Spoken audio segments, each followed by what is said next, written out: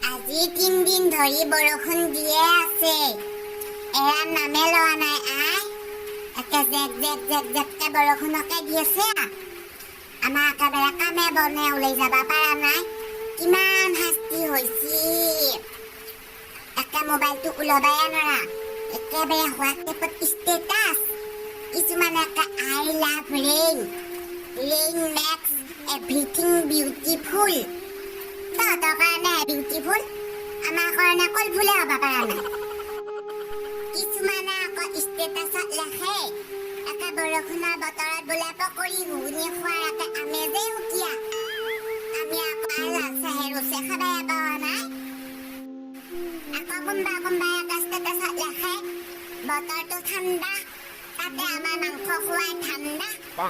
কিবা খং উঠা লাগে ঘৰত যে গৈ লৈ আহিম। মাংস খোৱা ঠাণ্ডা লগন যা পিঠিত একটা ঠাণ্ডা বেলেগ হৈ আহিম। আমাৰ একে লোভ লগে লগে একেবাৰে মোবাইলত ষ্টেটাছ দিবি মাংস ৰান্ধাৰ। কালি আকৌ এটাই ফেচবুকত লিখছে বৰষুণ যাকে একে ধুনীয়াকে ধৰণীখন বোলে একে জীপাল কৰলা। মই বোলো আমিহে গম পাইছো ধৰণীখনে একেবাৰে ধৰাখনে জীপাল কৰলা নে আমাৰ বিচনা চাদৰখনে জীপাল কৰলা। একে ভিজি পেলাই বিচনাখন একে তুলতুলি হৈ আছে। ইফালে পানী পৰে সিফালে পানী পৰে। একে চালখন একেবাৰে চালমিয়ান হৈছে।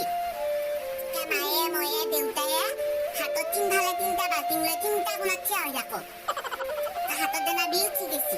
আমিহে গম পাওঁ বৰষুণ দিলে কিমান কষ্ট হয়। তহঁতৰ নিচিনা গেলাকে কি গম পাবি। কেৱল খানা খাব জানা হা।